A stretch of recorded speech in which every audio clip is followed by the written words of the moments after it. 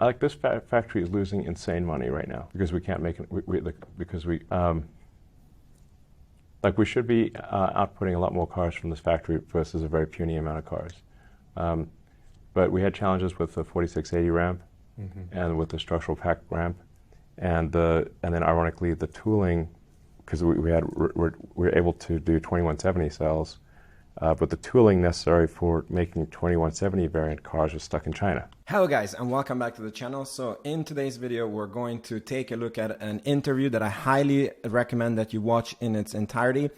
It discloses super important data if you are like me and thinking about investing Tesla, or if you're a long-term shareholder. We're going to take some hot topics. One of them is that Elon Musk confirms that the quarter of doom is coming, and he's going to explain in more detail how effed they are this quarter and why. And then in this interview, there's a lot of detail about where the Autopilot is, how it's doing.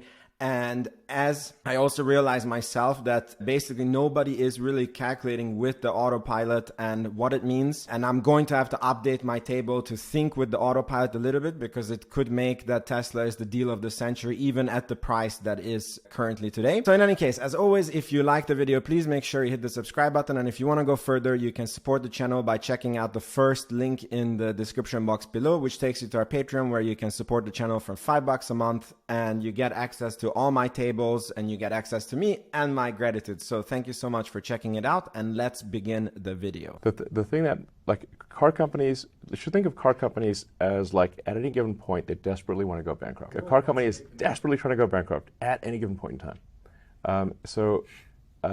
In order to have that not be the case, you have to have factories have to be active. Otherwise, you have parts piling up in warehouses all around the world, and you can't ship but if you're missing any parts, you can't finish the car and ship it.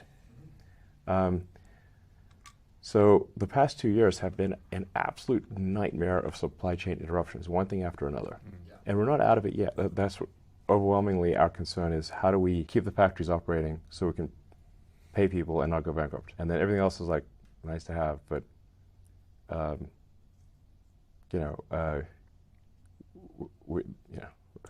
even recently, like the COVID shutdowns in China were very, very difficult. You guys actually do so well that we all think of you as a tech company first, which has like Apple, right? They make hardware, but they spend way more money on software, which I'd even say I've gotten the perception sometimes that it's like, oh yeah, they've got this just huge stack of bandwidth, but like, you're right, the amount of money in hardware moving through this place is...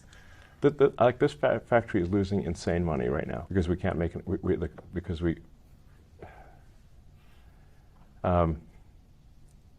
like we should be outputting a lot more cars from this factory versus a very puny amount of cars. But we had challenges with the 4680 ramp and with the structural pack ramp, and then ironically the tooling, because we were able to do 2170 cells, but the tooling necessary for making 2170 variant cars was stuck in China. So we had this Shanghai factory in op. We got the tooling to enable this factory stuck in port in China with no one to actually move it, which basically then caused this factory's production ramp to be very tiny. Now this is all going to get fixed real fast. Just want to say that many people, he's talking about that the Shanghai factory was closed this quarter, and we all know that this quarter is going to be super bad. The question is how bad, and I have seen many speculations that the Austin and the Berlin factory are going to, replace the production that they have lost. And he just basically confirmed that the parts to get this factory going was stuck in China. So there is basically no ramp and from this factory, so zero production replacement, only production loss, and there is cost with this factory, so their margins are probably effed for this quarter. So basically confirms the quarter of doom is coming, but stay tuned because there's a lot more details here. But it requires a lot of attention, and it will take, like I said, it'll take more effort to get this factory to high volume production than it took to build it in the first place. And the same is true of Berlin. Berlin's in a slightly better position because Berlin started off with the 2170 style and did not have the 4680 and structural pack risk. So, but both Berlin and Austin factories are gigantic money furnaces right now. Okay, there should be like a giant roaring sound, which is the sound of money on fire.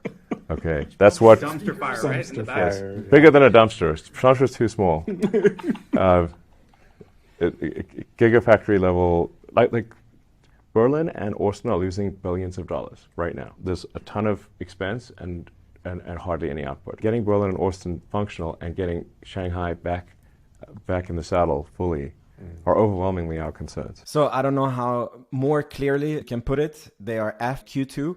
I believe this is a fantastic opportunity for long-term investors, and this is going to be a longer video, but it's going to be worth it, I promise. So this was the doom and gloom. And now we're going to look into what he says about the autopilot. And to not make this video super long, I cut out many pieces and I'm just showing you what's relevant. First of all, let's take a point about the autopilot's legal perspective. And then we're going to go into some super cool stuff that he says about the autopilot. And then I will keep the commentary to a minimum and tell you what it means for the stock price. So let's get into it. One thing, so I was at Target literally yesterday, I was walking through the parking lot and this old lady was backing up, of course, wasn't looking out at all for me, and she almost hit me. And what I was going to say is that a lot of the people that are going to be saved from full self-driving won't know it, right? Whether it's my Tesla trying to dodge already them. true. Already we were at Best Buy. We were going to Best Buy today. Already way truer than people realize. By far. You know, a car. Bang that drum, Elon. Yeah. So it's crazy. But no one will. Yeah. Unsung. I mean, when we started down the autopilot path, I was actually somebody said like, oh yeah, well, you know, there's like somebody had said like, well, you're not going to get no praise for the whatever 90% of people you save, and you're going to be sued by the 10% of people you don't. So this is a thankless task. Yes, exactly. Yeah. So it's like, but at the end of the day, I think we just have to put this before a jury and say, listen, you got to believe statistics here, because it's like if this is like. You know, I think highway safety is like an order of magnitude safer than people, and it's like these are not small numbers here. You know, you just say objectively how many crashes were there. Oh, it's 10 times fewer. Okay, yep. So like then the company that massively reduces deaths and accidents should not be penalized for the few that do occur. That's like that would be super messed up. Until full autonomy safety it's going to happen. Yep. I mean, even with full autonomy, there's still going to be a non-zero number of things because this a rock will fall. And... Well, like you're still interacting with, you know, like it's going to take a long time before the fleet is autonomous. So like when the fleet is autonomous, let's say at that point the problem like accidents will be insanely rare, like 100 times less or more than what they are right now. Yep. Like you just have to literally leap into traffic with no chance of the car avoiding you. Like it would have to be like practically a suicide, you know. So when all the cars are autonomous, but for a long time there will be autonomous cars mixed in with 99-point-something% non-autonomous cars, and then that means people will do, you know, will swerve across traffic. Like so, you're going down a road and somebody, you know, with a high-speed non-divided road and a truck just drives into you. Mm-hmm. Yep. Okay, like what are you supposed to do? Can't avoid yeah, and but I mean, I think people also don't realize like just how many people are dying out there from, you know, basically drivers falling asleep or whatever. I mean, JD's wife was killed by a truck driver that fell asleep. I forgot about that. She was on a bike. Bicycle, right? She was on a bike. Yeah. Yes. And a truck driver fell asleep. Yeah. The truck veered across the road and ran her over. It killed her. Yeah. Yeah, and if that truck had autopilot, it would have stayed in lane, and it would not. It should be alive today. Wow, the irony of that. Yeah. So, anyway, like either way, we're just gonna keep doing it. It's you know. Thank you. Yeah. Yes. Got to do it.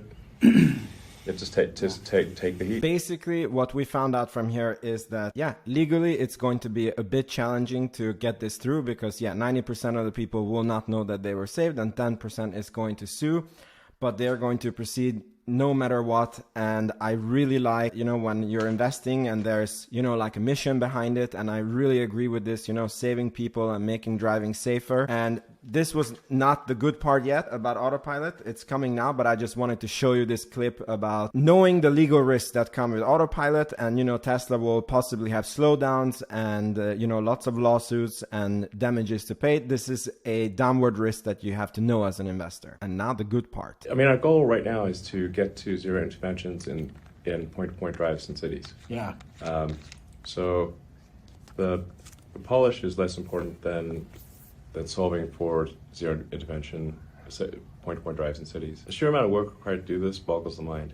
Yeah. And to the best of my knowledge, I asked the team, like, do we know of anyone who is even trying to follow in our footsteps? We don't know of anyone. Maybe there is someone, but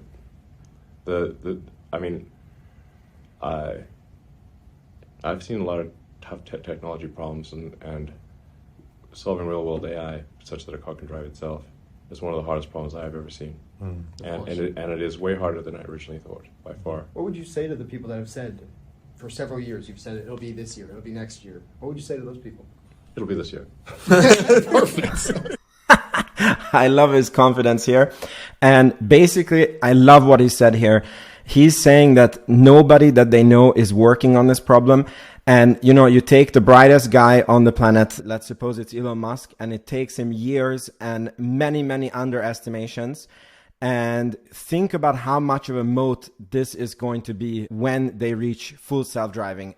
Anybody who tries to do this is going to be years and billions of dollars behind. And frankly, honestly, at that point, it doesn't even make sense to compete with them. Why don't you just license it instead of, because, you know, you would have to risk 5 years and, you know, billions and billions of dollars, or you could just license the software and from Tesla and not even try. And with the current stock price, I'm telling you, this is not even calculated in at all. We got it. Put that out. That would be a great quote for 6 months. Yeah, no, I think it's still tracking for this year. But as far as the, I'm going more for like the. Why was I overly optimistic in the past? I did not understand the scope of the problem. And you feel you do now? Yeah, it's very easy to get close to it working, and where it feels like it's just, you know, all right there, just a little further, you know. And it's like the donkey with the carrot over your head. And it's like, oh, that's right. Just keep, you know, just pull the cart a bit further and faster. If you pull the cart faster, maybe that cart's going to come closer. So frankly, having radar and ultrasonics was a mistake. Radar especially, because radar it allows you to get close to solving it and solve it most of the time, except when you can't lock the radar and the visual neural net. Like radar and vision disagree which one is right. And so you basically have to get rid of the radar. And once we got rid of the radar, which by the way was initially strongly opposed by the Autopilot team, and now nobody wants the radar back. Is that right? Yeah. I had to lay down the law and say, like, that radar's coming out, man. Yeah. You can't. That radar is a crutch, and if you're carrying that crutch, you can't run. So, radar would the signal. The radar was contributing more noise than signal at the end of the day. So it's not that it wasn't contributing signal, but it was more noise than signal, and so that's it had to be removed. And once radar was removed, then it became clear that. Actually, our neural nets are much worse than we think they are. So they were being helped by radar, too much. So now just having to use vision. You can't hide behind anything. The vision has to work. The neural net vision has to work. And then there was quite a profound change to go from bag of points neural net to having a neural net interpret that bag of points to figure out what a lane center is. Because previously we were doing that all in C. The neural net architecture is insanely complicated at this point. It's like, that's a lot of layers. And then it'll turn out, oh, actually we need to delete this layer, put this layer on. And like, we've re-architected the neural net so many times. Here's a question I've kind of had from the outside. It's like, it seems like Tesla has like one general Autopilot team. Why not have two compete against each other? You did it with Boca Chica and Florida. Why not have one that, you know, still has radar and all the old data points and a separate team and make them compete? I think the team does not lack for motivation level or work ethic. They work super hard, and the Tesla Autopilot sort of software AI team is like the best software team I've ever worked with. I'm a harsh judge of technical skill, and they are outstanding. It took a while for us to get there. We had a lot of false starts with the Autopilot team. And there's like, in Silicon Valley, there's like, I don't know, like 12 people who say they were responsible for Autopilot, but they're not. Some generally good people on that team too. I still hang out with some of them, golf with some of them, ski with some of them. Good people. Not often. They don't have a lot of time. Yeah. He's like, Yeah. wait, don't worry Yeah. about vacation. He's like, Don't listen, mention any names The here. talent level of the Autopilot team is I mean, they're just extremely good. Yeah. So, yeah, it's at the end of the day, like the streets were designed for eyes and biological neural nets. That's what the entire road system was designed for. So therefore, it makes perfect sense, frankly, that cameras and digital neural nets are required to solve self-driving. You basically have to repeat what the humans do, but in silicon, and nothing else will actually solve it. So, I mean, Tesla's actually, going to be in a situation where Tesla has a self-driving solution and no one else is even close, not even for 5 years.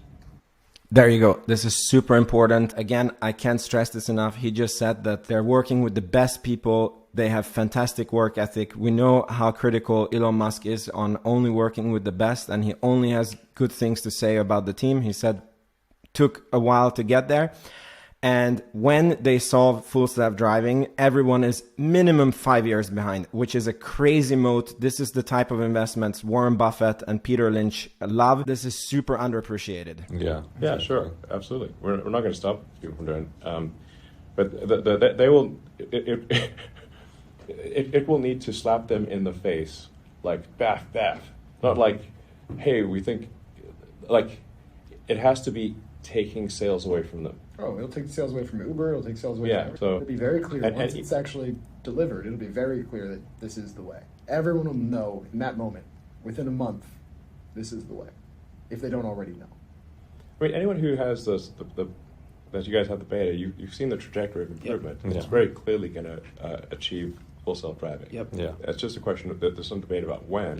Yeah. But if you say, like, what is the rate of improvement per unit time, Yeah. you can say this is clearly going to get to a point where it's much safer than human. So this was all the data. Again, I'm going to make a new video, update my Tesla stock target, because I am not thinking with it. So many analysts are not thinking with this. And based on listening to this, they are at the cusp of solving this problem, and it's going to create such a moat. And, you know, as I said about in my Tesla analysis, that the Tesla stock price is all about the growth and if they can increase their margin. And this full self-driving is a fully software product with probably, 90% gross margin. And if they're going to license it, then this is potentially even bigger than their car business. All the valuations that I have seen, or most of the valuations, is only based on them making cars and, maybe some of the people buying some full self-driving at a future point. Again, they're going to have a horrible Q2. If the stock price goes down, I believe it's a fantastic opportunity, and I'm going to load up on the shares. My biggest worry is that we have already passed the bottom, and I have $32,000 that are just waiting to be deployed, and I want either Palantir or Tesla to go lower. If I could get Tesla below 600, it would be insanely amazing. But maybe when I update my price target, even the 700 price that it's currently trading at is going to seem like a joke. We don't know. Any case, let me know what you think in the comments below. Let me know what you're going to do if Tesla stock goes lower and the quarter of doom is announced and the stock reacts to it. How do you think that stock is going to react to it? Thank you so much for watching this far. Check out our Patreon, and I will see you in the next video. Bye-bye.